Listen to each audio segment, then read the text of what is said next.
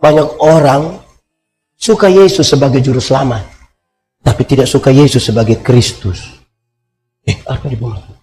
Suka Yesus sebagai juru selamat, tapi tidak suka Yesus sebagai Kristus. Maksudnya begini. Karena kita manusia berdosa semua, maka diampuni itu kita senang sekali.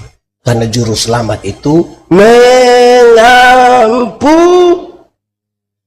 Tapi Kristus itu raja, memerintah. Jangan ini, jangan ini, jangan ini, jangan ini. Diampuni mau, ikut perintah tidak mau. Betul.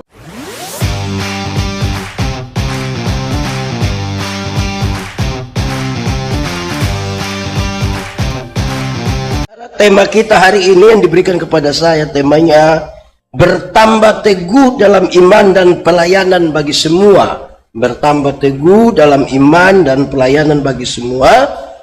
Ayat yang mendasarinya dari Kolose pasal 2 ayat 7, dan karena itu saya ajak kita buka Alkitab. Kolose pasal 2 ayat 7, yang sudah dapat katakan amin. Amin, betul? Separuh tidak buka juga amin. Itu tipu, itu dia buka.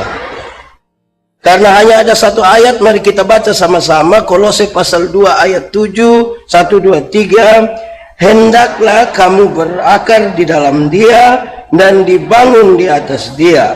Hendaklah kamu bertambah teguh dalam iman yang telah diajarkan kepadamu, dan hendaklah hatimu melimpah dengan syukur. Demikian firman Tuhan. Berbahagia setiap orang yang mendengar firman, memelihara dan melakukan dalam hidup setiap hari. Shalom. Sekali lagi lebih kuat. Shalom. Berkhotbah di kira-kira jam 4:30 sore, apalagi ada yang tadi tidak sempat istirahatkan, itu masalah besar bagi yang berkhotbah dan bagi yang mendengar. Karena itu mohon maaf sekali, mungkin saya meragukan saudara-saudara punya anggukan kepala. Karena mengangguk itu ada dua. Pertama kalau tutup mata sambil mengangguk dengan tempo tetap, itu tanda masuk itu dalam itu. Tapi kalau tutup mata mengangguk dengan tempo yang berubah, turunnya agak lambat dan naiknya cepat-cepat. Jadi kalau dia begini, oh itu tidak masuk, itu keluar itu. Jadi mari kita berdoa bersama-sama saudara-saudara, supaya kita bisa melewati masa sukar sulit ini dengan anggukan dengan tempo tetap. Amin. Baik, saya mau bilang pada saudara hal-hal ini berkaitan dengan tema ini. Saya mulai mengatakan begini. Kekristenan itu bertingkat-tingkat, dan kita bisa ukur kita di tingkat keberapa. Ada 3 tingkat. Berapa tingkat? 1. Kekristenan itu tingkat paling dasar adalah beragama tetapi tidak beriman. Sama-sama 1, 2, 3. Beragama tapi tidak beriman. Orang beragama tapi tidak beriman itu untuk baptis dia sudah baptis, untuk sidi dia sudah sidi, untuk pelayanan dia sudah penatua 4 periode. Itu luar biasa itu. Simbol-simbol agama kuat sekali. Rantai salib mantap lah. Tapi beriman belum tentu. Kenapa saudara-saudara? Agama di Indonesia diatur dalam struktur berbangsa dan bernegara. Semua orang harus beragama, kan di KTP harus tulis agama apa. Mau jadi guru mesti beragama, mau jadi tentara mesti beragama, mau jadi anggota dewan mesti beragama. Semua orang menjadi beragama. Beriman belum tentu. Nah, bagaimana pendeta bisa bilang begitu? Saya tanya kita dulu, kita takut setan atau setan takut kita? Kita takut setan atau setan takut kita? Yakin? Berarti perang lawan setan, setan kalah atau kita kalah? Yakin? Awas dia dengar. Saudara-saudara, ada banyak orang mengaku setan takut, tapi belum tentu, karena dia juga takut sendiri. Saya di mana-mana saya bilang, kalau tangan kanan gatal artinya yakin. Lalu saudara kasih tinggal tanah Toraja untuk kerja di Jakarta, bikin apa? Tinggal di kampung sana garuk-garuk begini kan memang gatal. Kalau tangan kanan gatal artinya dapat uang, maka orang koreng itu pasti kaya raya. Pasti kaya, karena bukan tangan kanan yang gatal, semua gatal habis itu. Alkitab kasih tahu satu-satunya cara untuk dapat berkat adalah kerja. Apa? Kerja, bukan gatal, kerja supaya dapat berkat. Saudara tahu Indonesia ini cukup maju, apalagi Jakarta tuh. Kita bawa materi di mana-mana, habis turun yang pendeta Yandi, kita foto-foto dulu, boleh kita foto-foto. Pas kita mau foto, ada yang dari belakang, jangan 3 orang, jangan 3 orang. Kalau foto 3 orang nanti, yang foto yang mati, yang di tengah mati. Calon gubernur kalau ada 3, tinggal kita lihat mau yang mana, mati dia. Bayangkan di Jakarta masih ada percaya begitu. Tidak lagi. Saya lihat saudara ragu-ragu sendiri. Beragama tapi beriman belum tentu. Kami besar di kampung, saudara, di kampung itu menarik. Kalau keluar dari rumah jalan agak jauh, terus tiba-tiba rasa BAB. Buat apa kira-kira? Oh, masih ada juga. Ambil batu berapa? Ambil batu berapa? Yakin kalau batu 3 menyelesaikan persoalan? Di gereja ini ada toilet atau tidak? Kenapa tidak taruh batu di situ? Ini zaman maju begini, orang beragama semua, beriman semua, ini katanya begitu, tapi belum tentu. Saudara-saudara, ada orang yang punya toko, ada orang punya toko. Wih, saya lihat mantap itu. Kok tokonya nama Haleluya lagi? Itu berarti rohani sekali tuh. Dia tulis bahwa berkat itu, rezeki itu Tuhan yang atur. Jeripaya manusia tidak menambahi apa-apa. Mantap, tapi ada kucing di dia punya toko yang begini. Supaya apa yang kucing pengen begini? Berkat Tuhan kucing yang atur. Nah, saudara lihat, saya hanya kasih beberapa contoh. Apalagi kalau kita hidup di banyak tempat, di pedalaman misalnya. Kalau di Jakarta masih ada begitu, apalagi di pedalaman lagi. Ada banyak yang kita percaya yang aneh-aneh di sana. Dan kita merasa itu sudah selesai. Beragama, tapi belum tentu itu kelas pertama. Kelas kedua, bertobat tapi tidak berbuah. Sama-sama 1, 2, 3. Bertobat tapi tidak. Orang yang bertobat tapi tidak berbuah itu untuk tipu, dia tidak tipu lagi. Rajin gereja sudah sangat rajin. Untuk mabuk tidak lagi. Judi lagi, tidak. Tapi karena tidak berbuah, dia hanya bercerita tentang masa lalu. Dikasih kesempatan, kasih kesaksian, dia bangun di sini, dia bilang, waktu tahun 1970, pindah lagi, dia ulang lagi. Waktu tahun 1970, pindah lagi, dia ulang lagi. Waktu tahun 1970, lama-lama pas dia bangun, orang-orang baku korek, 1970. Dia hanya bercerita tentang masa lalu. Lihat anak-anak pimpin pujian begini, menyanyi bagus-bagus. Sebentar kita tanya, Bapak, anak-anak tadi bagaimana? So bagus. Tapi kami dulu. Habis yang kami sekarang bertobat tapi tidak berbuah. Akhirnya hanya bercerita tentang masa. Jadi kita hidup ini untuk masa lalu atau masa depan? Tuhan Allah cipta manusia itu ada leher yang sedikit lentur untuk sesekali beginilah, sesekali lihat masa lalu, tapi jangan jalan begini terus begini. Lihat terus ke masa depan, karena Tuhan menyiapkan masa depan. Masa depan sungguh ada dan harapan tidak akan hilang. Masa lalu tidak bisa dirubah, tapi masa depan bisa dirancang di dalam nama Tuhan. Itu yang kita mau ajarkan. Yang 2, yang 3. Berbuah. Sama-sama 1, 2, 3.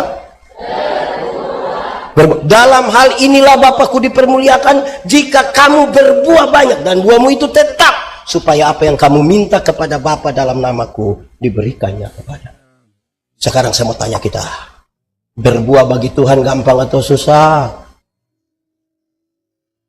Kenapa saya tanya saudara hanya senyum? Berbuah bagi Tuhan gampang atau susah? Susah atau gampang? Gampang atau susah? Kalau bilang susah gampang itu tidak ada jawaban. Saya kira ini orang tahu kan, pertanyaan ini saya biasa tanya di mana-mana. Tapi hari ini demi nama Tuhan saya mau kasih tahu saudara, berbuah bagi Tuhan itu gampang saja. Tidak susah.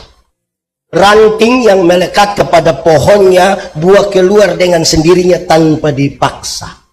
Saudara tahu pohon mangga? Pernah lihat pohon mangga berbuah? Pernah lihat orang Toraja ancam pohon mangga supaya berbuah? Tidak kan? Ranting yang melekat pada pohonnya buah keluar dengan seni. Anak sekolah minggu juga tahu itu. Anak sekolah minggu juga tahu. Yesus pokok dan... Boleh sambil tepuk tangan? Yesus pokok dan tinggallah di dalam. Lebih kuat lagi. Yesus pokok dan kitalah karangnya, tinggallah di dalamnya. Pasti apa? Pastilah kau akan apa? Ada banyak orang rindu berbuah tapi tidak mau melekat kepada pohon. Akhirnya dia punya buah ada, tapi buah plastik. Pernah lihat mangga plastik? Pisang plastik? Jeruk plastik? Enak? Pernah rasa? Saudara, akhirnya dia berbuah, tapi kan bunga plastik. Saya bilang pada saudara, bunga hidup itu, pohon yang hidup itu, urus agak repot. Tapi dia menghasilkan buah. Kalau bunga plastik ini kan gampang. Tidak diurus juga, dia tetap begini sampai selama-lamanya. Kalau dia kotor sedikit, tinggal orang fotonya mantap. Padahal mati. Mantap tapi, oh iya, ini macam kita orang ini. Orang hidup banyak kali, orang tua masih hidup, orang tidak urus. Orang tua mati baru urus. Yang orang tua masih hidup tidak pernah kirim beras, bimoli, tidak pernah. Mati baru dia bawa babi besar. Ada juga, ada juga. Tidak usah omong siapa, tidak usah, diam-diam saja. Orang tua masih hidup itu yang urus. Rumah di kampung sudah miring-miring begini, tidak ada anak satu pun yang urus, tidak ada. Nanti orang tua mati, dia punya kuburan pakai keramik. Gambar Tuhan Yesus dan tulis Immanuel. Immanuel mana bikin begitu? Rusak itu ini. Ada kebiasaan, saya tidak tahu teman-teman di Jakarta, ya tak. Ada kebiasaan sekarang, ada orang meninggal itu, orang buat peti, isi jenazah, isi dia punya semua, tambah Alkitab 1, terjemahan baru. Yang dia hidup saja dia tidak baca, sudah mati baru tahu. Ada juga di gereja Toraja ada, dia ada di sini. Faham apa dia? Jangan bantu di situ, nanti bikin rusak ini. Beragama tapi tidak ada iman. Lalu bagaimana sekarang kita mau bilang bertumbuh iman? Tidak ada apa yang bertumbuh. Anak sekolah minggu tahu, anak sekolah minggu sudah tahu itu. Anak yang sekolah SD, SMP saja tahu. Bagian-bagian pohon yang mencari sari-sari makanan dia punya nama. Dari akar dikirim ke mana? Ke daun. Lewat di daun ada proses apa? Lalu setelah jadi sari makanan dikirim ke ranting supaya berbuah. Itu anak kelas SD, kelas 4 sudah tahu itu. Lalu bagaimana dengan orang yang sekarang gini? Nah, itu jadi tantangan kita. Nah, saudara-saudara, dari 3 itu sekarang kita berpikir.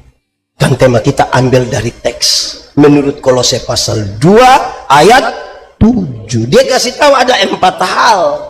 1, hendaklah kamu kalau tadi akar itu punya fungsi cari sari-sari makanan, maka dia mesti berakar di dalam Kristus. Yang dia dapat itu harus dari Kristus. Yang dia ambil itu dari Kristus. Yang dia pakai itu dari siapa? Tapi saudara tahu, banyak orang suka Yesus sebagai juru selamat, tapi tidak suka Yesus sebagai Kristus. Apa dibuat? Suka Yesus sebagai juru selamat, tapi tidak suka Yesus sebagai Kristus. Maksudnya begini, karena kita manusia berdosa semua, maka diampuni itu kita senang sekali. Karena juru selamat itu mengampuni. Tapi Kristus itu raja, memerintah. Jangan ini, jangan ini, jangan ini, jangan ini. Diampuni mau, ikut perintah tidak mau, betul. Apa yang kita ambil dari Yesus? Yohanes cerita dengan baik. Akulah jalan, kebenaran, dan hidup. Jangan stop di situ. Lanjut sampai ayat ke-12. Barang siapa percaya kepadaku, dia melakukan pekerjaan-pekerjaan yang aku lakukan. Jadi tidak berhenti percaya pada Kristus, tapi juga melakukan, karena yang kita ambil dari Kristus. Supaya siapa yang mengaku percaya kepada Kristus mengambil hal-hal yang Tuhan Yesus buat itu untuk dia pakai di dalam kehidupannya. Ada amin. Sekarang saya pakai beberapa contoh. Satu waktu Tuhan Yesus urus seorang perempuan berzina yang kena tangkap. Supaya kalau nanti ada yang berzina, uruslah pakai cara Tuhan Yesus. Siap? Bisa lihat saudara ragu-ragu ini. Ada seorang perempuan berzina yang kena tangkap. Menurut hukum setempat, dia harus dilempar dengan sampai orang-orang mau datang kepada Yesus dengan harapan Tuhan Yesus setuju supaya perempuan ini dilempar sampai mati. Lalu apa yang Tuhan Yesus buat? Dia bilang begini, di antara kamu kalau ada yang tidak berdosa silahkan angkat batu lempar dua. Ada yang lempar? Yesus tanya, orang sudah di mana? Sudah pulang Bapak. Terus Tuhan Yesus bilang begini, engkau perempuan, pergilah dan jangan berbuat dosa lagi. Kalimat engkau pergi dan jangan berbuat dosa lagi, Tuhan Yesus tidak kompromi dengan dosa. Dosa tetap dosa. Tetapi kepada perempuan pendosa ini, Tuhan Yesus beri kesempatan masa lalunya tidak bisa dirubah toh. Tapi sekarang masa depan Tuhan mau bawa dia. Sekarang saya mau tanya duluan, ini orang percaya Tuhan Yesus semua? Amin. Mantap. Saya tanya duluan suami-suami. Kalau satu saat ketahuan istri berzina dengan laki-laki lain, boleh urus pakai cara Tuhan Yesus. Bilang kepada istri, Mama, pergilah dan jangan berbuat dosa lagi. Bisa begitu? Ada yang berani begitu? Saya yakin kita orang timur tidak bisa begitu. Kita pasti akan bilang, Mama pergilah dan jangan pulang lagi. Sekarang saya mau tanya ibu-ibu. Ini percaya Tuhan Yesus semua? Rajin gereja? Rajin menyanyi? Rajin main angklung juga? Mantap. Satu saat ketahuan suami berzina, boleh urus pakai cara Tuhan Yesus. Suami-suami dengar. Bisa urus pakai cara Tuhan Yesus. Cari suami terus bilang, Papa pergilah dan jangan berbuat dosa lagi. Pasti suami bilang, puji Tuhan. Banyak istri tidak mampu begitu. Kami urus banyak persoalan. Ketika suaminya berzina, dia berdiri di muka pintu baru dia bilang, Papa kira Papa sendiri yang bisa. Jangan lihat mami umur 40 tahun begini Papa, tapi berapa yang kecewa. Wah, ini kalau cara urus begini tidak bisa. Apa yang bisa kita ambil? Kan yang kita berakar ini kan cari-cari itu supaya kita tetap teguh ini sekarang ini. Mau ikut yang Tuhan Yesus mau. Ini tuh repot ini tuh. Satu saat Tuhan Yesus urus. Ini video saya beredar luas sekali, apalagi yang bulan-bulan begini. Satu saat Tuhan Yesus urus orang bertengkar rampas jabatan. Murid-murid sementara bertengkar, siapa terbesar di antara mereka? Yakobus bilang dia, Petrus bilang dia, Andreas bilang dia. Tuhan Yesus tidak marah. Jabatan itu kebutuhan. Prosesnya menjadi penting. Tuhan Yesus ambil satu anak kecil, taruh di antara mereka. Terus Tuhan Yesus bilang, barang siapa mau menjadi yang terbesar di antara kamu, hendaklah dia menjadi yang terkecil. Selesai. Terus saya lanjut, saya bilang begini. Saya ingat tahun 2009 saya ketua Panwaslu. Saya bikin begini ketua Panwaslu ini. Saya juga heran itu. Datang 1-2 caleg bilang ke saya, bilang, makasih Ibu. 1-2 caleg datang ke saya bilang begini, Pendeta, kira-kira saya bisa jadi anggota dewan atau tidak? Saya bilang yang macam Bapak begini tidak bisa. Kenapa Pendeta yakin sekali? Bapak ini saya minta tolong jadi penatua saja, yang hanya urus 20 kakak saja Bapak tidak mau. Tapi Bapak mau urus kami semua, saya yakin tidak jadi. Habis pemilu ternyata dia tidak terpilih. Dia cari saya dengan pendeta. Yo, ternyata pendeta mulut panas betul. Saya bilang ini bukan soal mulut panas. Anda yang tidak terbiasa setia pada perkara-perkara kecil. Firman Tuhan bilang, kalau engkau setia pada perkara-perkara kecil, kepadamu dianugerahkan perkara yang anugerah. Itu berarti duduk diam-diam dia kasih. Bukan mau pemilu baru cari saya kasih bilang, kita dua saudara. Saudara apa muka beda? Tidak bisa begitu. Jadi mulailah dari perkara-perkara, diminta jadi penatua dia akan maju. Amin kok. Di sini bersedia semua jadi penatua dia kan? Tidak bersedia tapi kepingin jadi bupati di sana. Tidak bisa. Mulai dulu dari perkara-perkara kecil. Itu kok. Saudara-saudara, suatu saat Tuhan Yesus ajar orang tentang sebuah kesenjangan sosial. Ini menarik. Karena kalimat yang Tuhan Yesus pakai itu luar biasa. Dia bilang, nanti kalau ada orang menampar pipimu yang satu, berikan juga pipimu yang lain. Gereja Toraja ada yang bisa begitu? Saya taruh dia di sini berbilang, pendeta mohon maaf, ini lagi bisa? Apa sih maksud Tuhan Yesus begitu? Tuhan Yesus mau ajar begini. Kalau ada orang menampar pipimu yang kanan, dia akan pakai dua cara. Pertama, dia akan pakai tangan kiri. Tradisi Yahudi mengatakan, tangan kiri hanya boleh dipakai untuk pegang barang yang haram. Atau menampar pipi kanan akan pakai punggung tangan kanan. Tradisi Yahudi bilang punggung tangan kanan itu hanya boleh dipakai oleh para tuan untuk menampar budak-budaknya. Sekarang Tuhan Yesus kasih tahu, nanti kalau ada orang menampar pipimu yang ini, menganggap engkau haram atau engkau budak, berikanlah pipi kiri. Supaya dia mau mengangkat tangan kanan. Di situ dia tahu bahwa di hadapan Tuhan kita sah. Itu persoalan berat dalam hidup. Kenapa? Tempat-tempat di mana perjuangan kemanusiaan itu penting, di situ justru pelecehan terhadap kemanusiaan dimulai di situ. Satu, rumah. Kami di kampung, apalagi di kota mungkin sudah tidak lagi. Kan di kampung. Kita tanya, Bapak, anak-anak berapa? 4 orang pendeta. Dulu sudah kerja di mana? Puji Tuhan anak 4 orang, terus yang 3 sudah jadi manusia. Anak ada 4 orang, yang sudah jadi manusia, lalu yang 1 itu setan kah? Kayu kah? Batu kah? Apa itu yang 1 itu? Kenapa saudara begitu? Karena terlanjur kita menilai manusia itu dari kedudukan, kekayaan, dan lain-lain. Sehingga cara kita untuk menghargai manusia melekat apa yang ada padanya. Kita bukan mengasihi manusia karena hal-hal yang memang karena iman. Kenapa saya harus mengasihi Bapak? Karena seorang manusia bukan tumpukan material saja, tapi karena ada gambar dan rupa Allah ada padanya, saya mengasihi dia dan menghargai dia karena ada gambaran Allah pada dirinya, supaya itu pun yang dilakukan pada saya. Tapi saudara lihat, kalau kita berlewat 17-an itu, di kampung itu kalau sambutan itu luar biasa. Gubernur DKI Jakarta yang kami hormati, para undangan yang kami muliakan, para pendeta yang macam-macam lah begitu. Tapi kalau pagi-pagi ada orang yang jual ayam lewat di kampung, kita panggil bilang apa? Ayam. Yang jual pisang kita bilang, yang jual kacang kita bilang.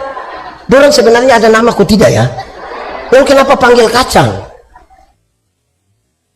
Penghormatan kita hilang di situ, tapi kita berjuang bagi kemanusiaan. Itu satu. Kedua, di kampung ini, saya tidak omong di kota-kota sudah terlalu maju lah, di kampung saja.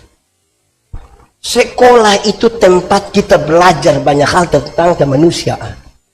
Tapi kami di kampung itu lain. Saya tegur banyak guru sekolah SD dan SMP. Kalau musim hujan, mereka biasa suruh anak-anak pel itu lantai bersih-bersih semua, pel bersih.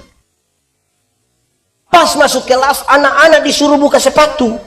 Guru-guru tetap pakai sepatu. Ini guru mungkin sakit parah dia. Lalu kita mau mengajarkan apa? Itu kritiknya serius di sini. Tuhan Yesus mengajarkan kita tentang solidaritas. Kenapa Tuhan mengasihi saya? Kenapa saudara harus mengasihi saya? Karena Tuhan lebih duluan mengasihi kita. Kita berkasih-kasihan. Dan Tuhan selalu melakukan duluan supaya kita tiru kan. Tapi repot juga. Di Jakarta ini kan banyak swalayan kan, banyak mall lagi. Pasti pernah pergi kan? Pertanyaan terakhir, pernah tawar barang di mall?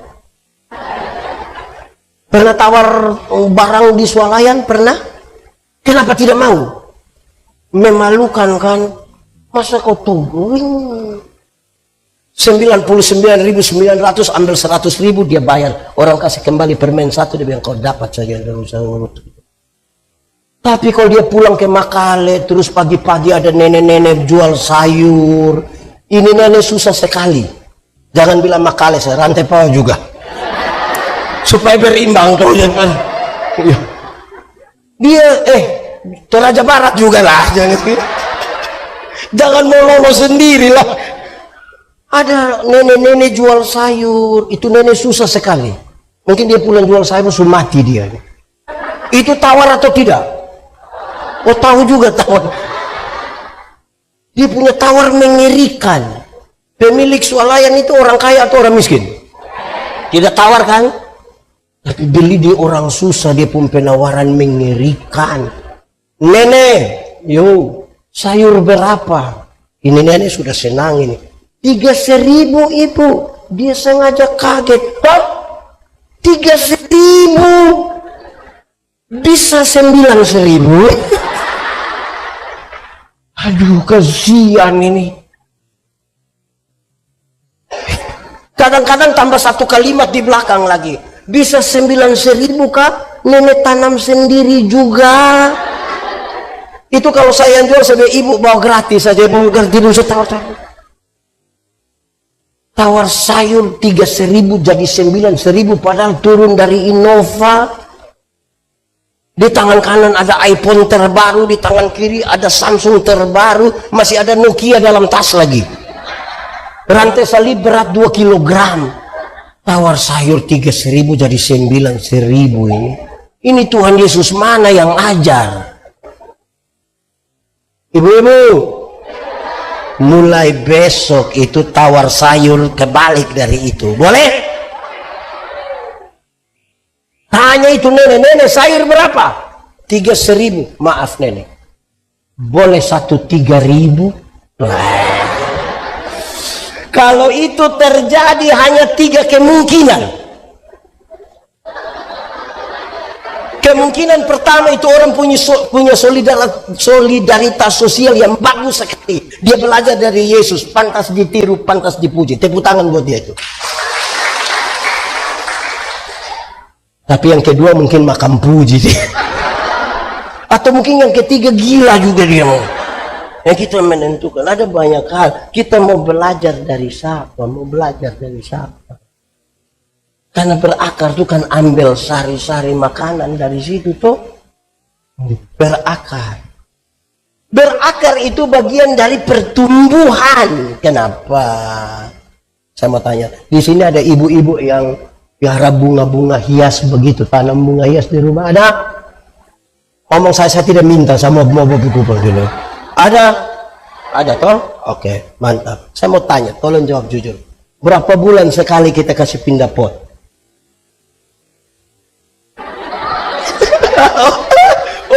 Oh, bunga plastik juga. Tapi coba juga, rata-rata berapa lama kita kasih pindah satu pot ke satu pot? Oke, 6 bulan ada?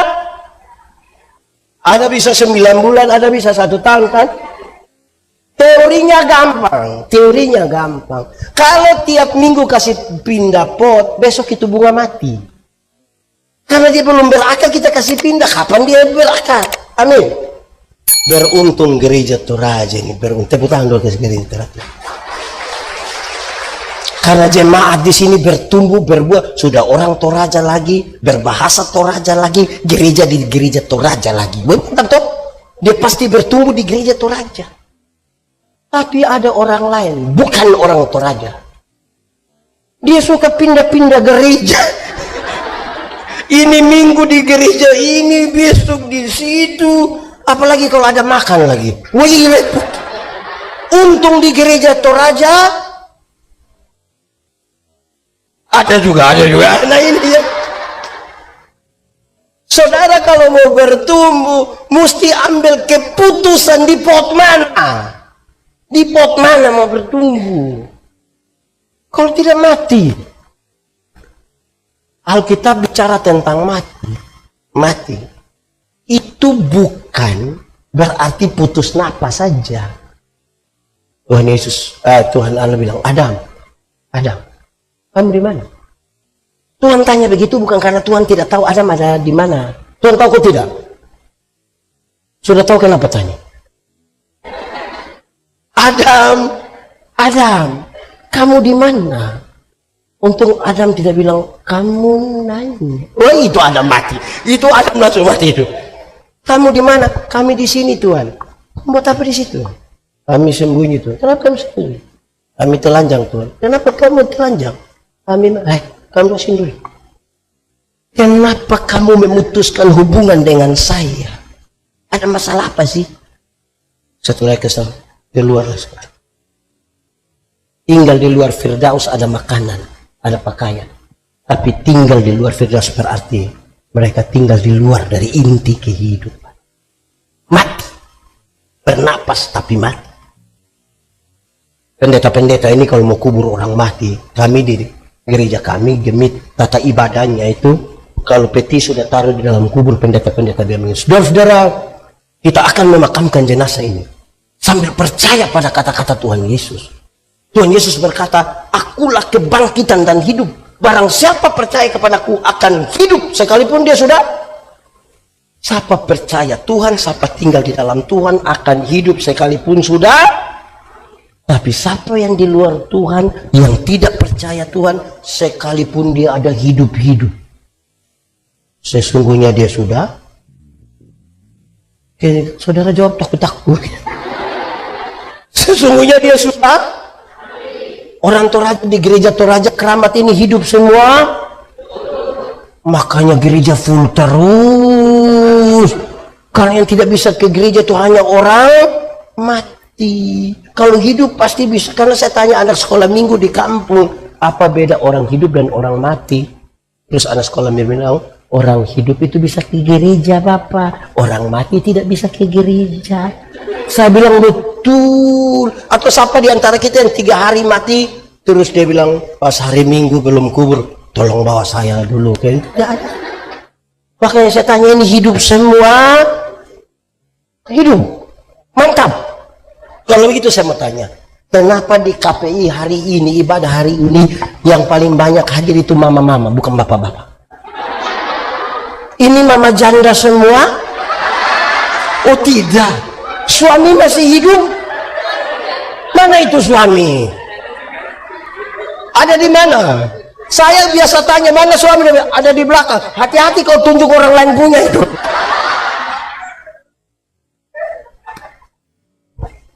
Kedua, doa anak sekolah minggu bilang, pendeta, orang hidup itu bisa makan, tapi orang mati tidak bisa makan. Betul? Betul. Tidak ada orang yang sudah mati 3 hari terus dia bilang, tolong bubur juga baik. Tapi tadi saya bilang, orang tua masih hidup kita tidak perhatikan. So mati baru babi besar, kerbau besar. Siapa yang makan? Yang itu.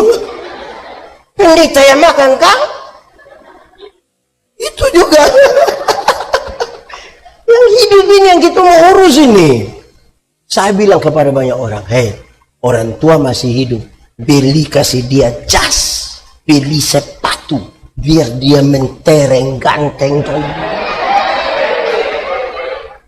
Ini dia masih hidup pakai yuken di kampung. Sudah mati dikasih jas.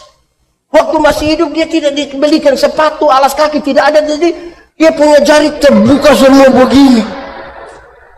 Sudah mati baru kita beli sepatu. Sepatu mana mau masuk di jari kaki begini? Coba kasih tahu saya, sepatu mana bisa masuk? Akhirnya itu sepatu kan tidak bisa dipakai, begitu dikasih sandal saja. Baru ada harga lagi di dia punya. Mengerikan itu. Gitu. Ketiga, anak sekolah minggu yang Bapak, orang hidup itu Bapak bisa bicara, bisa omong-omong. Tapi orang mati tidak bisa bicara, betul? Memang betul. Tidak ada orang mati bisa bicara. Kalau orang mati bisa bicara, pasti waktu dia mati, kita mau ganti pakai jas itu. Pasti waktu kita buka-buka dia punya baju pas sampai sini dia bilang, oh! Tapi kan dia tidak bisa. Tapi saya keliling banyak tempat, ada 1-2 jemaat datang yang begini, pendeta, yuk, tadi malam nenek ada datang. Jadi saya tanya, siapa punya nenek yang datang malam? Kita punya nenek, pendeta. Nenek tinggal di mana? Waktu itu nenek tinggal di sini. Sekarang nenek sudah mati. Saya tanya dulu, orang mati bisa bicara atau tidak? Bisa atau tidak? Lalu yang tadi malam datang itu siapa pun nenek? Baru kita tanya, itu nenek datang kasih tahu apa? Nenek datang kasih tahu nomor togel. Hai, nenek tukang judi begini. Masih ada di sini tukang isi togel? Tidak ada lagi? Atau isi diam-diam tidak kasih tahu istri? Repot itu, masih percaya ini nenek lagi. Nah, satu berakar, kedua bertumbuh, kamu dibangun di atas dia, bertumbuh di atas dia. Coba akar ini sekarang mau bertumbuh di atas dia. Saudara, coba bayangkan satu anak kecil umur 1 tahun lah, 2 tahun. So bisa bayangkan, itu anak, dia akan bertumbuh, dia akan besar tanpa diperintah. Pasti. Yang menjadi penting bagi orang tua adalah menjaga dia punya tempat di mana dia bertumbuh, makanan yang sehat, segala sesuatu yang baik untuk mendukung pertumbuhan. Tanpa diperintah anak bertumbuh. Tidak ada anak yang dia bilang, saya orang tua pernah paksa saya, umur berapa? 2. Segera 5 tahun hari ini. Tidak ada. Dia akan berproses. Persoalan sekarang bagaimana situasi kita ini baik. Satu, ini orang tua yang saya mau bilang. Ada 1-2 orang datang ke saya dan pendeta, ini anak tidak tahu kita mau buat bagaimana. Pukul sudah, marah sudah, ikat sudah, usir sudah. Anak model begini terus. Tidak tahu dia ikut siapa. Saya bilang mau ikut siapa. Kalau bukan ikut dia punya mama, ikut dia punya bapak. Masa ikut saya? Terus saya kasih tahu. Alkitab mengisyaratkan supaya anak-anakmu jadi baik, lakukanlah 3 hal ini. Berapa hal? 1, panggil mereka dengan nama yang baik. 1, 2, 3. Yanti, Maya, Jenny, Tinus. Panggil mereka dengan nama yang baik, nanti orang jadi baik. Kenapa? Karena di kampung sana masih ada orang tua panggil dia punya anak bilang, "Hei babi." Ada juga gitu deh. Tidak ada. Panggil apa saja, weh, begitu. Orang tua tidak boleh panggil dia punya anak babi, tidak boleh. Pertama karena memang tidak boleh, yang kedua kalau dia punya anak babi, dia pun bapak. Kedua, berikan kepada mereka makanan yang baik. 1, 2, 3. Makanan yang baik itu bukan soal 4 sehat 5 sempurna, bukan soal nasi basi atau tidak, bukan itu. Makanan yang baik ialah uang hasil judi, hasil korupsi, hasil tipu. Jangan kasih makan istri anak. Itu lingkungan tidak sehat itu. Apalagi bahwa itu jadi persembahan di sini, tidak usah. Itu butuh lingkungan yang baik. Cukupkanlah dirimu dengan apa yang ada padamu, berbahagialah engkau dan baiklah keadaanmu. Di sini ada yang biasa judi. Tidak usah jawab, merenungkan saja. Hasil tipu, puasa. Jangan. Itu anak tidak bertumbuh dan baik itu. Jangan. Kan kita sayang dorang tuh. Janganlah. Ketiga, anak-anak ini pelajar cepat. Dorang mengulang apa yang dorang dengar, apa yang dorang lihat. Papa pukul mama, kita melahirkan satu anak laki-laki yang anggap remeh perempuan. Sembunyi di balik budaya patriarki. Dia gampang-gampang saja, kau perempuan. Di sini ada suami-suami yang biasa pukul istri, di sini ada. Saya balik saja di pertanyaan, saya balik dia. Ibu-ibu yang biasa kena pukul dari suami, coba angkat tangan. Jangan. Berani angkat tangan, kena pukul ulang. Kan anak-anak melihat kan, dia melihat. Kita melahirkan seorang anak perempuan yang takut melihat laki-laki. Kan tiap hari dia lihat pengalaman hidupnya, papa itu seenaknya saja. Ada orang tua agak aneh sedikit. Tidak mau dia punya anak merokok. Tapi dia bilang, Simon, bakar memang buat papa. Jadi Simon datang setengah.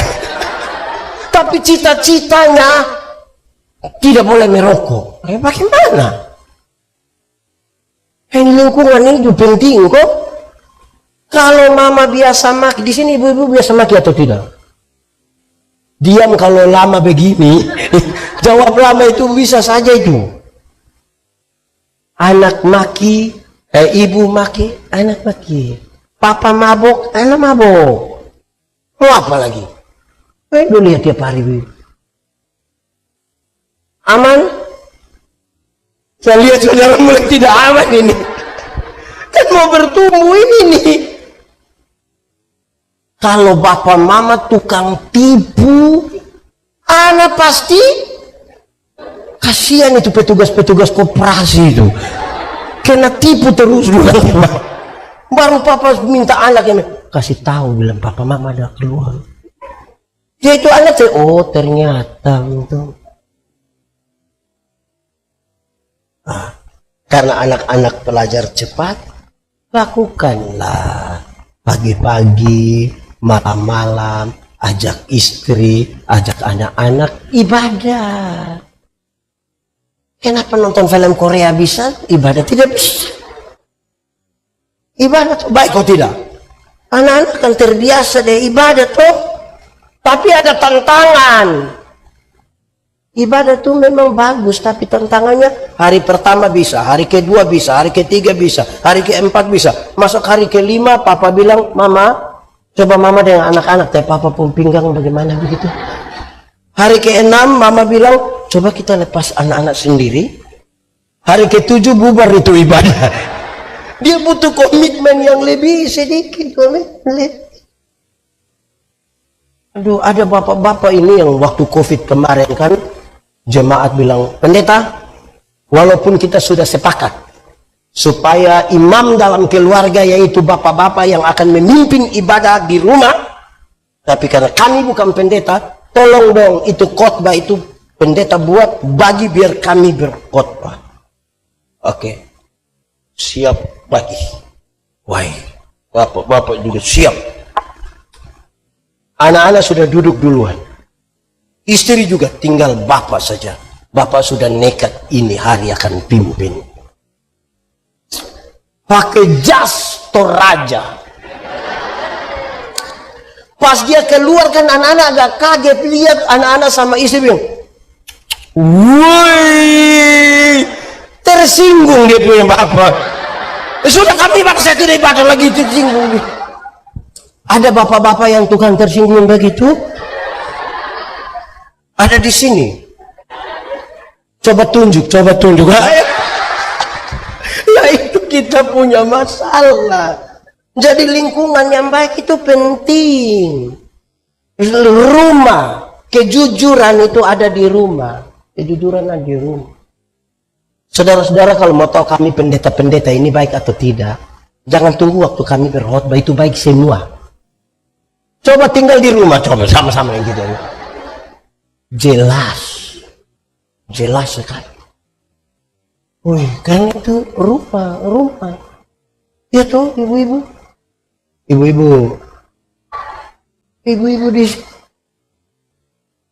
tahu kok tidak kalau kami suami-suami ini suka lihat ibu-ibu itu berpenampilan bagus-bagus begini. Tahu kok tidak? Tahu kan? Lalu kenapa di rumah hanya pakai daster?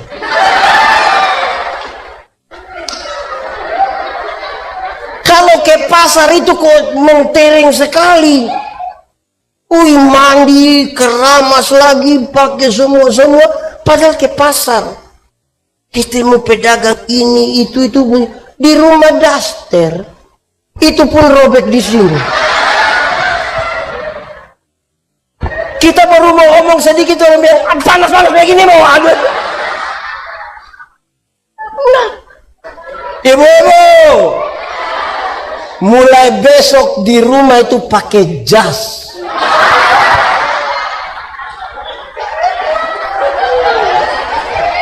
Nanti ke pasar baru pakai daster. Itu langsung terus ke rumah sakit sudah. Maksudnya tolong konsisten sedikit tuh dengan lingkungan ini. Nah, itu serius bagi kita tuh. Hal-hal sederhana, saudara. Kalau kita tidak biasakan di satu lingkungan, bagaimana? Nanti lebih banyak pencitraan. Kalau banyak pencitraan, panggilannya enak sekali, papi, mami, itu panggilan, isinya setan. Saudara, apalagi hidup lama-lama, kan rumah tuh kita berasal dari situ. Semua kita ini dari rumah. Bapak itu cenderung di rumah dia paling didengar. Apalagi istri tambah anak 2 perempuan. Berarti yang laki-laki siapa? Dia ngomongkan semua mesti dengar. Tapi dia jadi penatua. Rumah sebelah juga sama. Dia pun bapak jadi penatua. 10 orang yang paling didengar di rumah ini sama-sama penatua. Dan orang 10 ini yang rapat. 10 minta didengar. Kan terbalik itu meja itu. Karena 10 menuntut didengar. Kita semua ini produk di rumah. Ini pendeta Yandi baru menikah 15 tahun. Pasti ada yang menikah 20 tahun, ada kah? 25 tahun ada? 30 tahun ada? Kalau kita diundang menghadiri pernikahan anak-anak sekarang, pernikahan anak-anak sekarang ini kan bagus-bagus toh. Prewednya tuh, terlalu bagus. Loh, pakai WO yang mantap sekali. Mau pergi masuk itu pakaian sudah bagus lagi. Ada lampu, ada musiknya. Romantis. Ada petasan. Luar biasa. Terus sambil mereka berdansa begitu, yang MC bilang wedding kiss. Yang laki-laki, kami yang senikah 15, 20, 25, 30 ke atas, waktu lihat orang 2 romantis begitu, kami hanya bilang begini.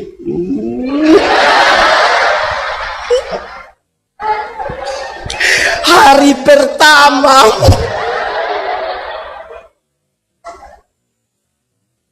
sudah 5 tahun, jangan coba-coba wedding kiss. Itu tinggal dia punya petasan. Itu mempengaruhi kondisi. Betul kok tidak? Jujur saja. Baju boleh seragam, hati belum tentu. Biar saudara masuk pesta seragam baru selamat sore semua. Wedding. Itu kami hanya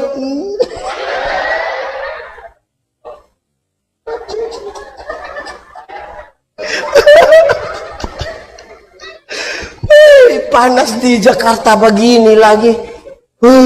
Kipas angin kita baku rampas lagi, baru tiba-tiba kita mau sentuh ibu. Panas. Itu wedding kiss tidak ada lagi. Jadi kalau sebuah suasana kita tidak buat dia yang kondusif, repot kita, repot. Anu kok? Oke, ketiga sekarang, iman. Apa? Iman.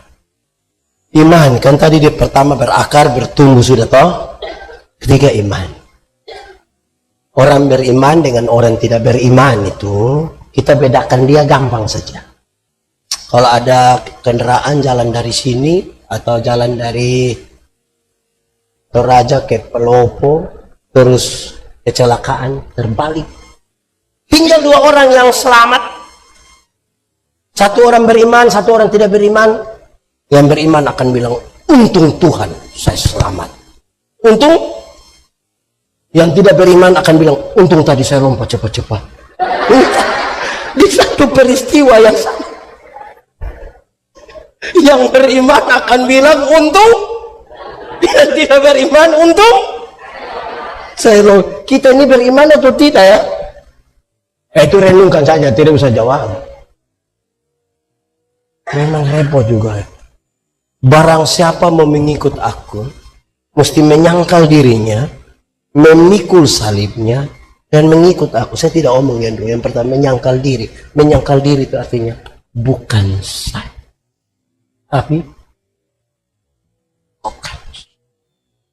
Tapi supaya nanti orang tanya, itu gereja atau Getor Keramat tuh siapa yang bangun? Siapa yang bangun itu Getor Keramat?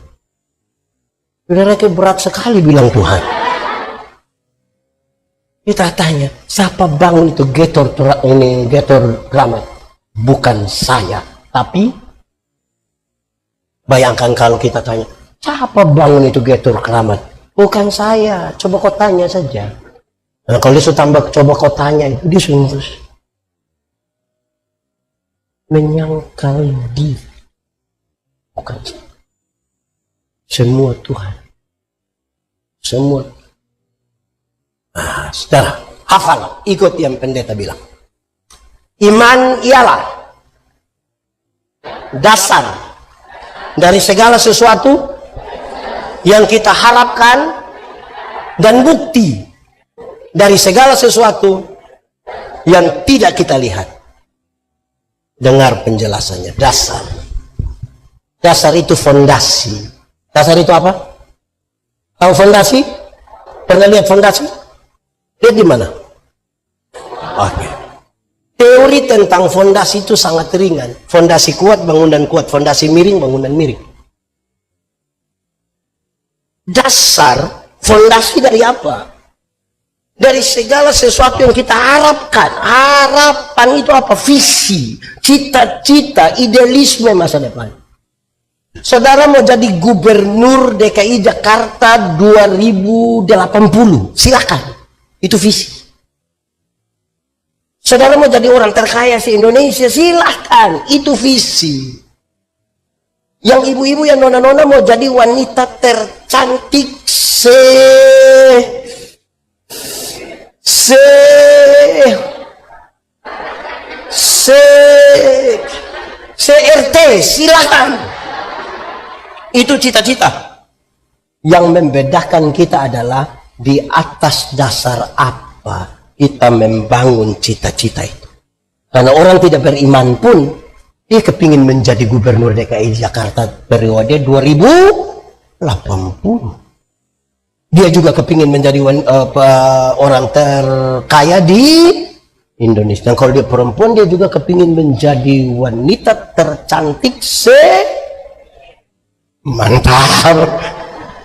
Yang membedakan kita adalah dasarnya. Terus dilanjut. Dan bukti dari yang kelihatan atau tidak kelihatan. Lihat atau tidak lihat? Tidak lihat. Bagaimana menjelaskan? Arsitek itu, tahu arsitek? Arsitek itu waktu dia mau bangun, mau gambar sebuah bangunan, dia taruh dulu di punya kepala. Berapa lantai? Tangga di mana? Pintu di mana? Jendela di mana? Kamar ada berapa? Dia taruh dulu di kepalanya. Kelihatan atau tidak kelihatan? Dari tidak kelihatan itu dia mulai gambar di satu kertas. Kelihatan atau tidak? Mulai kelihatan. Setelah jadi gambaran itu, orang mulai bekerja. Setelah gedung yang bagus itu sudah berdiri, kan banyak orang foto-foto di situ.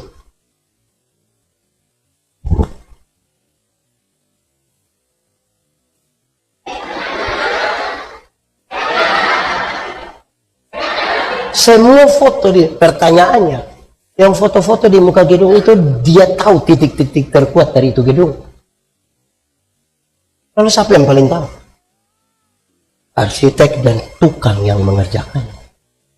Dan Alkitab dengan sangat jujur mengatakan, dan kamu adalah gambar dan tulisan Allah. Kekuatan-kekuatan kita itu Tuhan tahu. Kelemahan-kelemahan kita itu Tuhan tahu. Saudara, satu waktu saya diminta berkhotbah soal menyembah Tuhan dalam roh dan kebenaran. Saya menjelaskan Yohanes 4, terus saya dalam dia punya soal praktis saya kasih tahu. Menyembah Tuhan dalam roh dan kebenaran itu ada dua kata kunci. Satu, roh. Roh itu lawannya kedagi. Saudara tidak bisa datang menyembah Tuhan dalam kedagi yang memuaskan hasrat, yang buat telingamu menjadi senang, matamu menjadi indah melihat. Kedagingan sekali. Kata yang kedua adalah kebenaran. Lawan dari kebenaran itu adalah kemunafik. Saudara tidak bisa datang menyembah Tuhan dalam kemunafikan. Terus saya kasih tahu, ada 3 hal serius menyangkut itu. Setelah kita tahu tidak boleh munafik dan harus datang dalam roh, kesatuan dengan roh, maka saya sebut satu karena kita Tuhan bukan soal itu, tapi soal ini. Menyembah Tuhan dalam roh dan kebenaran itu bukan sebuah reaksi emosional, tapi sebuah sikap iman. Bukan reaksi emosi, tapi sikap iman. Saya pakai contoh saja. Ada orang punya suami meninggal. Sedih atau tidak? Jelas ibu-ibu tidak terlalu sedih. Sedih atau tidak? Orang beriman bertanya, apa yang saya imani tentang kematian? Waktu dia bertanya tentang apa yang dia imani tentang kematian, terus dia bilang, saya temukan mati bukan akhir dari segala sesuatu. Mati adalah tempat di mana kita diubah dari tubuh binasa ke dalam tubuh yang tidak dapat binasa, supaya kita bisa hidup dalam kekekalan bersama dengan Kristus di sorga.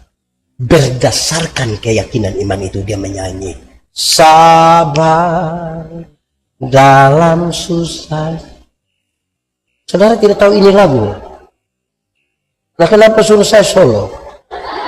3, 4. Sabar dalam susah sukamu, sabar apa?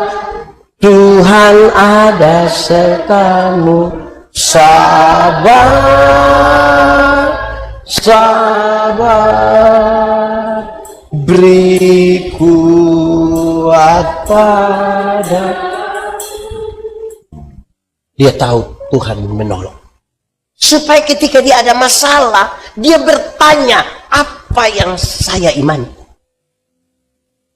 Saudara punya masalah? Tidak usah omong. Saya lihat ini muka masalah semua. Masalah adalah kesenjangan antara harapan dan kenyataan. Kita bertanya, apa yang kita imani pada setiap persoalan-persoalan kita. Baru kita bilang betul, ternyata Allah turut bekerja. Kalau orang yang hanya reaksi emosional, orang punya suami ada mati kok, dia punya istri sedih-sedih, ini orang datang mulai menyanyi, di dalam doamu kau sebutlah, itu separuh langsung. Interlude-nya suruh anak kecil baca puisi lagi dengan judul Ditinggal Ayah. Menangis kok tidak? Semua orang menangis dan saudara bilang itu roh bekerja. Orang kalau sudah kedinginan jangan celup lagi, dia di dalam kolam. Kita ini paling suka bikin sedih-sedih semua. Oh, buat orang menangis. Dia lagi sedih nih.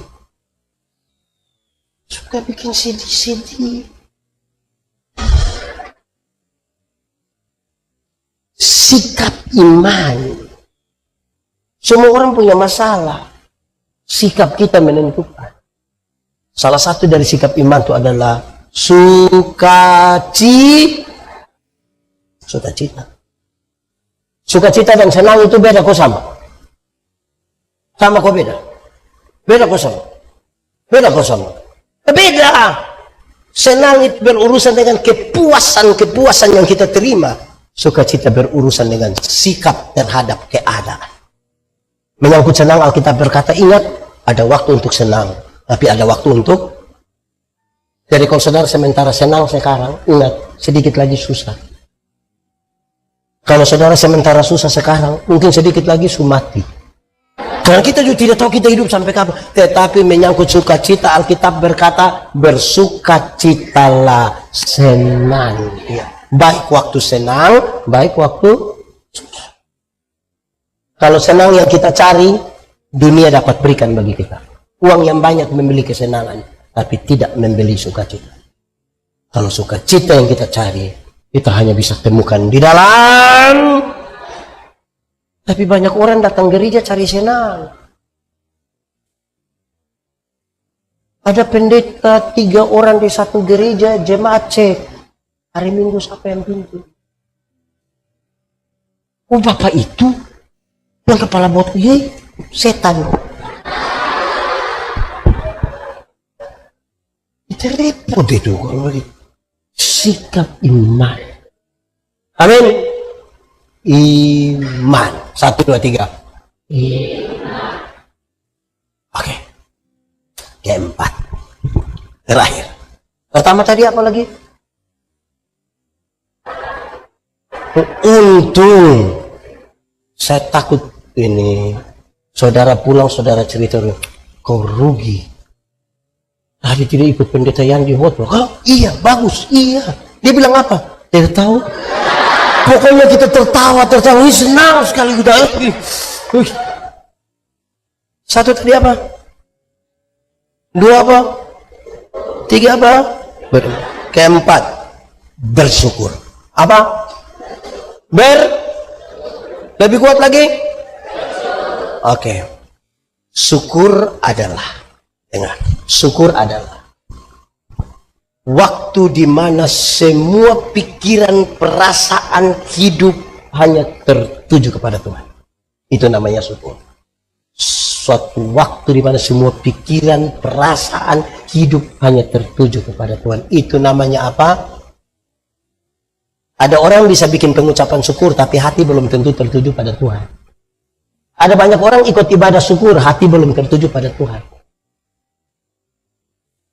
Dalam pikiran pengertian itu, seluruh hidup, pikiran, perasaan tertuju kepada Tuhan, maka orang bisa bersyukur waktu sakit, bisa bersyukur waktu sehat. Orang bisa bersyukur waktu susah, orang bersyukur waktu senang. Di segala tempat dia bisa bersyukur. Syukur adalah cara terbaik menikmati hidup. Syukur itu cara terbaik menikmati hidup. Hati manusia lebih luas dari isi dunia. Artinya ini dunia ini mau diisi semua ke hati manusia tetap kurang. Karena manusia selalu diisi dengan tidak puas. Hanya syukur yang bisa mengisi. Kita jalan kaki, kita berdoa, Tuhan kasih sepeda satu. Tuhan kasih sepeda satu. Naik 2-3 bulan dia berdoa lagi, Tuhan naik sepeda memang enak, tapi tanjakan kepala itu buat betis ini sama besar dengan paha. Jadi engkau punya mau? Kalau boleh motor satu. Tuhan kasih motor satu. Naik 2-3 bulan dia berdoa lagi. 5-6 bulan dia doa, Tuhan naik motor memang enak, tapi saya punya istri berat 80. Anak 3 orang baru montok-montok semua. Setiap kali motor bunyi, orang 4-4 mau naik satu motor. Motor bawa masalah baru dalam kami punya rumah tangga. Jadi yang kau punya mau apa lagi? Kalau bisa mobil satu, Tuhan satu. Tuhan kasih mobil satu. Naik 1 tahun dia berdoa lagi. Tuhan, naik mobil memang enak. Tapi anak perempuan yang pertama sudah kawin dengan orang dari Kepulauan Seribu. Masa mau ke Pulau Seribu pakai oto? Jadi kau punya mau? Kapal laut satu, Tuhan. Tuhan kasih kapal laut satu. Pergi ke Pulau Seribu. Lihat anak, lihat mantu, lihat cucu. Pulang dia doa lagi, Tuhan. Memang naik kapal laut sampai sana. Tapi gelombang. Apalagi kami di Toraja tidak ada laut, Tuhan. Jadi kau punya mau? Helikopter satu. Tidak salah juga minta. Tapi ingat, sikap terhadap berkat lebih penting dari berkat-berkat itu. Banyak orang punya mata tertuju kepada berkat dan bukan kepada sumber berkat. Ada orang ini yang hidupnya hanya mengeluh saja. Di gereja Toraja ini ada. Yang ketemu semua orang dia hanya begini. Wah, hidup ini terlalu susah. Yang kau mati sudah, kalau sudah terlalu susah. Sepertinya Tuhan tidak pernah memihak, tidak pernah memberkati dia. Hidup hanya hai, apa yang terlalu susah? Bersyukur.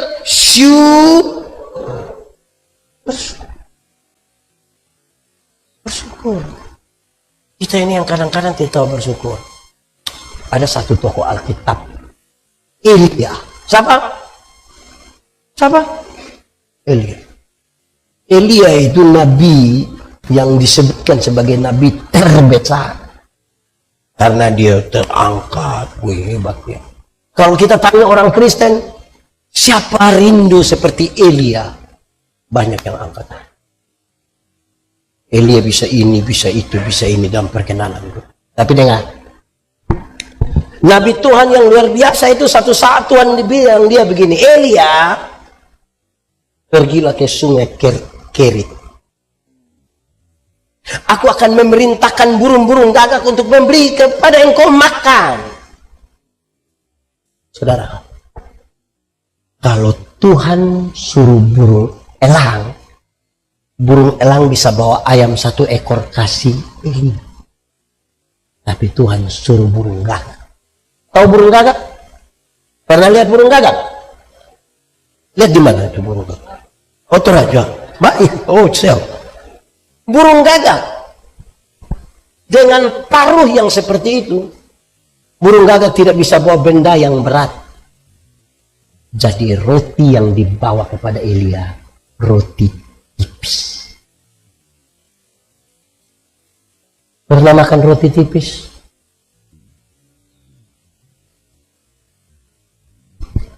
Kalau masih makan nasi, masih makan kapurung, tolong bersyukur. Karena Nabi Tuhan yang luar biasa itu masih makan roti tipis. Paruh burung gagak yang seperti itu tidak bisa menghancurkan daging yang masih keras. Dia hanya akan bisa menghancurkan daging yang hampir busuk. Karena itu burung gagak dikenal sebagai burung pemakan. Jadi itu daging yang dibawa kepada Elia, itu daging yang hampir. Pertanyaannya, saudara pernah makan daging busuk? Kalau tidak pernah, satu kata sama-sama, 1, 2, 3, bersyukur. Udah makan Pak Pion, tapi mengeluh terus. Sudah makan roti tipis, daging hampir busuk. Tuhan bilang, Elia, pergi ke Sarfat. Perjalanan dari Kerit ke Sarfat kira-kira 100 mil. 100 mil itu berarti kurang lebih 160 km. Kira-kira dari Jakarta di mana itu? Jakarta Palopo. Jakarta gimana itu? Ya. Oh, Toraja Parepare 160, jalan kaki. Jemaat tinggal 2. Jemaat pernah jalan kaki 160 km.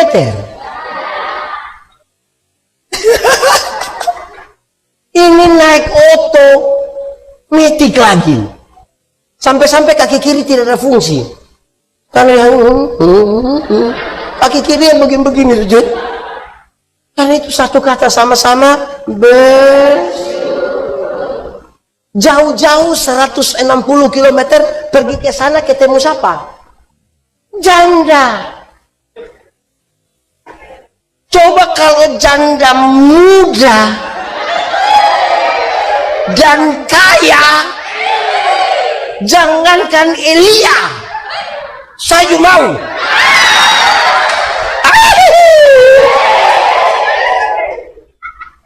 Ini janda tua, parah lagi.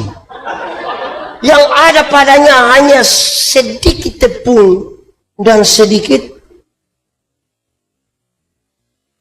Elia berkata, Ibu, berikanlah minyak dan tepung. Tuhan, kalau saya kasih Tuhan, saya akan mati.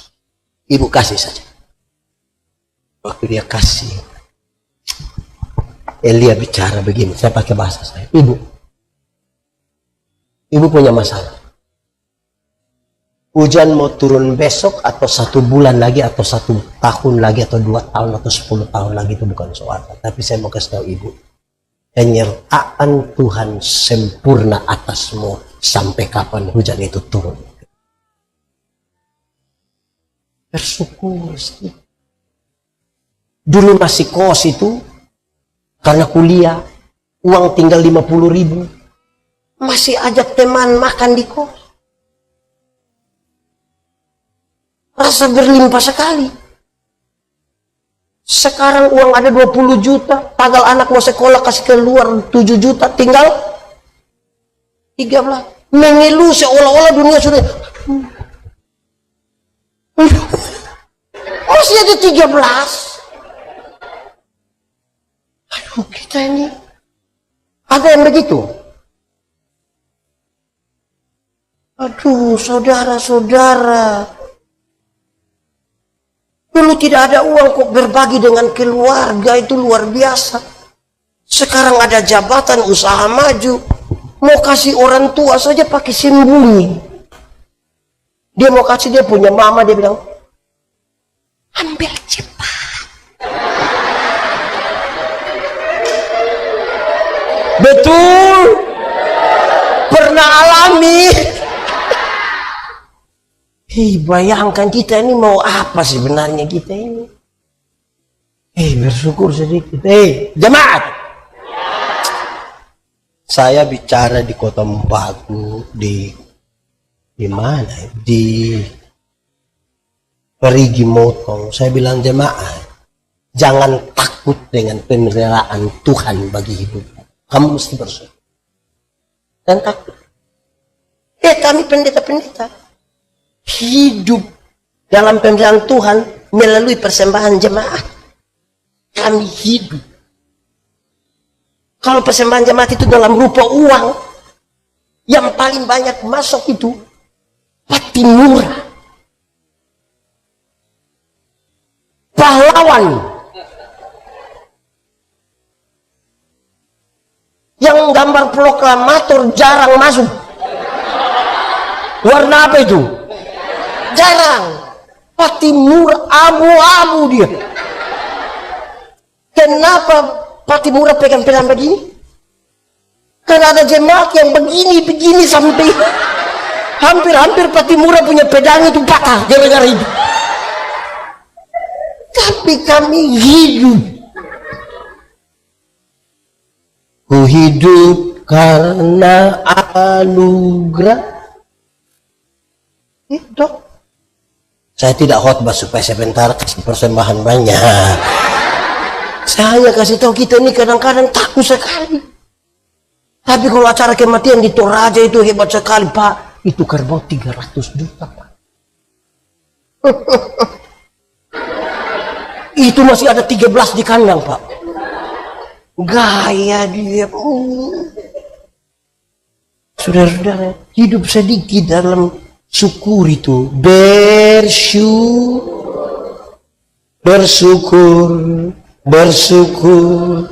bersyukurlah, bersyukur karena kasih setiamu. Ku sembah dan ku sembah selama hidupku. Ku sembah dan bersyukur. Kenapa kita bertengkar dalam rumah tangga? Karena tidak tahu bersyukur. Biar kita punya suami muka begitu, bersyukur. Kalau orang lain saja biar tidak ada. Masih ada tuh ibu-ibu. Syukur. Biar kita punya istri cerewet begitu.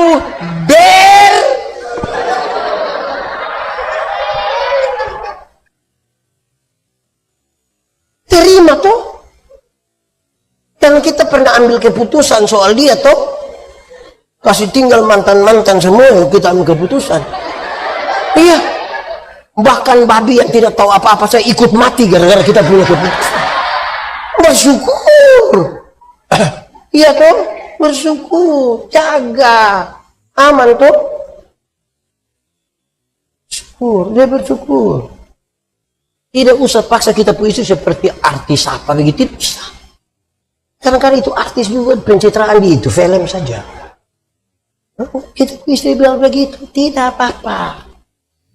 Kita suami keputusan, tidak ada yang bisa bilang ya, pendeta, saya benar-benar tidak tahu.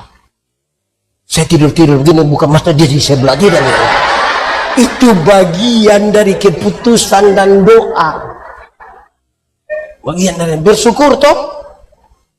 Ada anak-anak itu kadang-kadang waduh. Tapi saya tanya ibu-ibu dorong, saya ibu-ibu, ada anak itu kita pusing. Betul. Kita baru kasih menyimpan di sini, kasih pasir, kita sapu di sini, kasih kotor di sini, pusing ini anak-anak ini. Saya bilang iya. Tapi kalau dorang tidak ada, kita lebih pusing.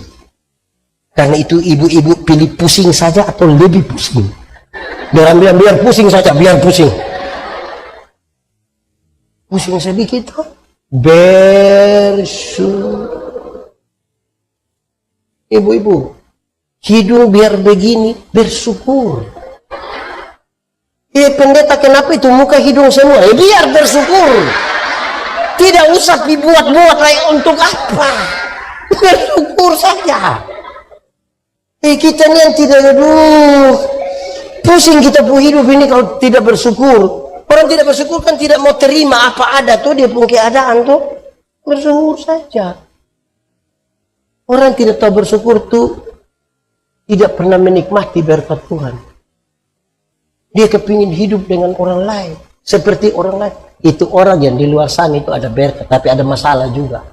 Dan kalau lihat dia punya berkat sampai lupa kalau dia tidak ada masalah, dia ada masalah. Kita juga ada masalah tuh. Karena itu fokus saja bersyukur. Ibadah ikut ibadah. Saudara kalau tidak pernah bersyukur, kapan saudara bisa jadi berkat? Ada dua orang menghadap Tuhan minta karunia. Ternyata di Tuhan tinggal dua karunia. Satu karunia memberi, satu karunia menerima. Orang pertama cepat-cepat ambil karunia menerima. Tinggal karunia. Orang kedua garu-garu kepala begini. Dia ambil karunia memberi. Lewat 20 tahun kemudian orang ketemu di satu perapatan jalan yang punya karunia memberi. Dia sementara naik mobil mewah. Saya tidak khotbah teologi sukses, saya ada poin yang sama-sama. Di atas mobil mewah, tandain orang kok sukses sekali. Itu orang dua baku lihat begini.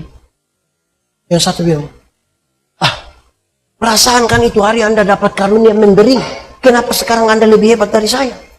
Terus beliau bilang begini, Karena Tuhan Allah tahu saya selalu harus memberi, maka kepada saya Tuhan berikan lebih. Engkau itu kan dapat karunia menerima, jadi mana-mana hanya begini.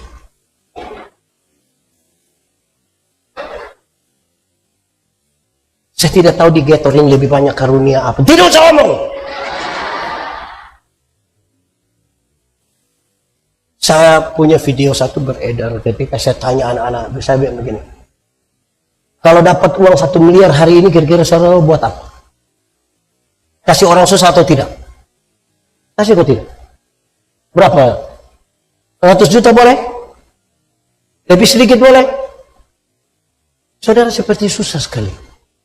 Pendeta Yandi kalau dapat 1 miliar hari ini, semuanya akan kasih di orang susah. Nanti pendeta dapat apa? Nanti baru menghayal lagi. Saudara ini baru menghayal saja sekikir begini. Baru menghayal ini. Tidak ada uang ini, tapi saudara, aduh 1 miliar, aduh. Saya yakin saudara tidak akan jadi orang kaya, saudara tidak. Baru menghayal saja sekikir ini. Kan tujuan kita dengar ini khotbah ini kan supaya bertumbuh dan menjadi berkat bagi semua, toh mau jadi berkat kan mana? Kalau baru menghayal saja sekikir, apalagi kalau benar-benar pegang doi. Waduh, kita punya tradisi doa makan, tidak tahu siapa yang ajar. Tapi banyak yang doa makan itu ada 3 kalimat yang biasa dia pakai. Satu, dia akan berdoa begini, Tuhan, terima kasih untuk berkat ini. Kedua, Tuhan, berkatilah mereka yang telah menyiapkannya bagi kami. Ketiga, Tuhan, berkatilah orang-orang susah itu. Ini masalah. Pendeta, berdoa untuk orang susah juga salah. Iya salah. Di mana dia salah? Dengar baik-baik supaya jangan ada penyesatan. Kita lagi berhadapan dengan makanan di satu meja besar ini. Terus kita berdoa, Tuhan, tolong Tuhan urus orang susah karena saya mau makan kasih habis ini semua. Itu dia punya soal itu. Mestinya setiap kali tambah nasi itu doa baru. Di piring pertama berdoa, Tuhan, terima kasih untuk berkat ini. Masuk piring kedua, lihat lama-lama itu nasi. Terus berdoa, Tuhan, sebenarnya ini orang susah punya, tapi saya ambil untuk saya makan. Ini sudah tambah 3 kali pulang masih bungkus lagi.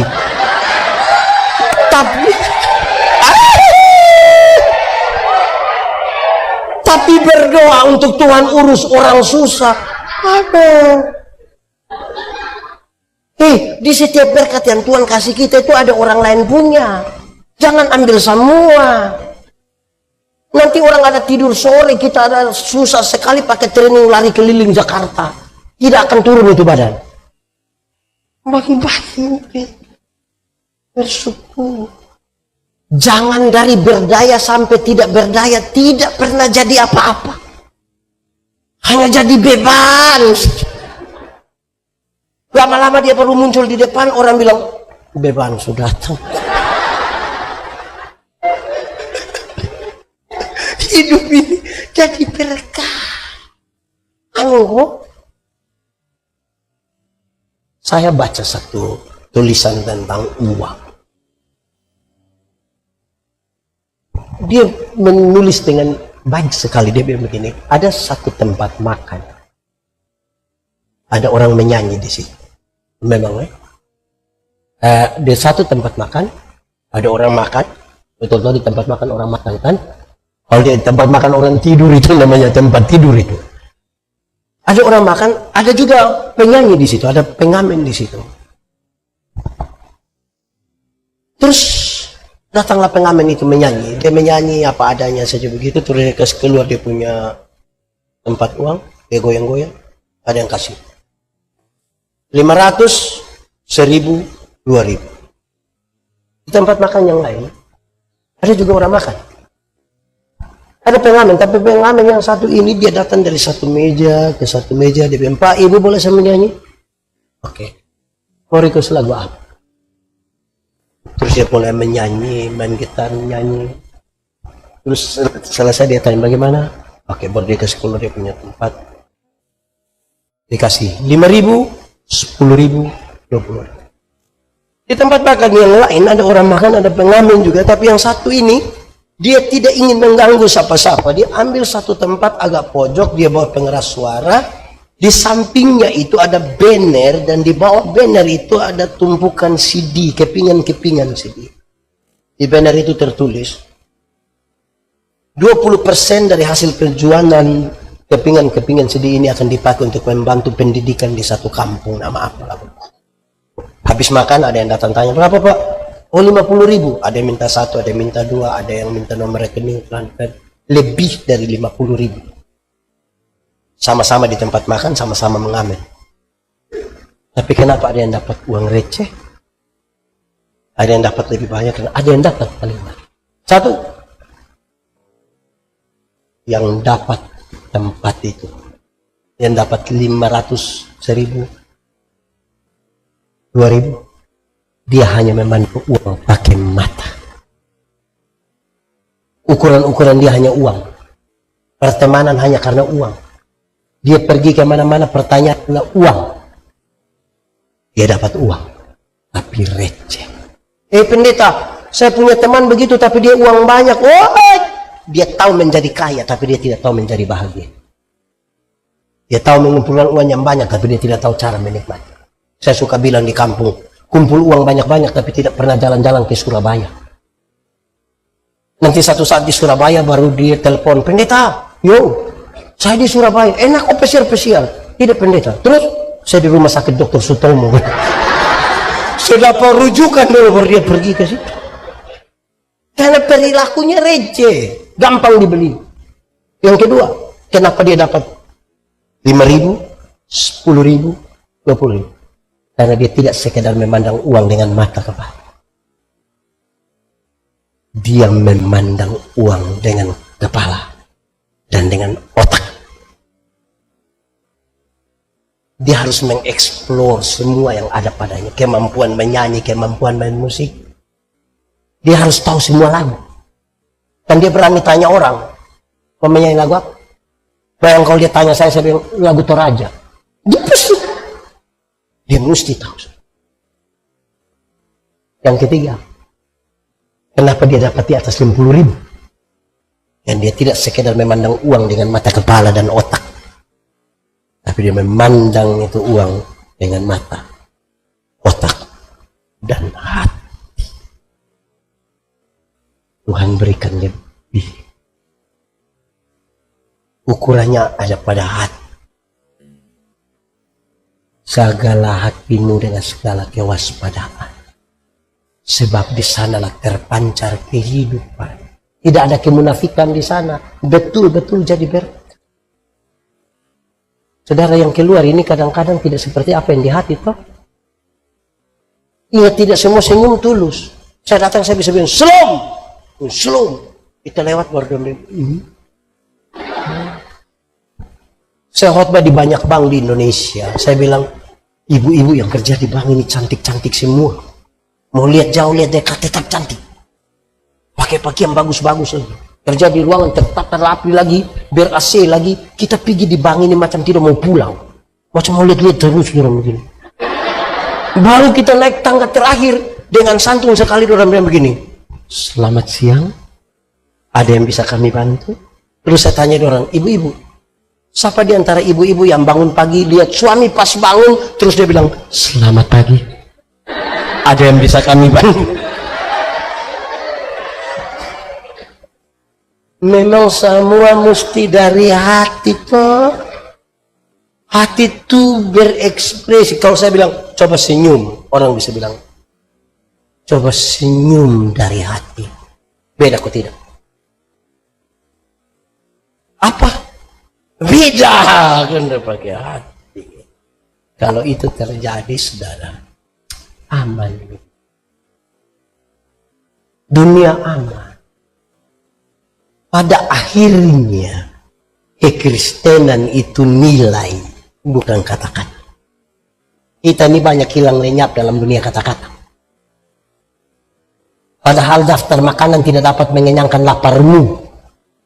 Siapa yang terlalu lapar masuk satu warung tulis bilang nasi ayam. Terus juga, puji Tuhan saya sudah kenyang. Tidak bisa. Pada akhirnya kekristenan itu sebuah nilai yang meningkat. Nah itu menolong kita untuk bertumbuh dan baik. Tuhan memberkati kita. Mari kita tunduk kepala di hadapan Tuhan. Kita angkat hati. Kita mau berdoa pada Tuhan.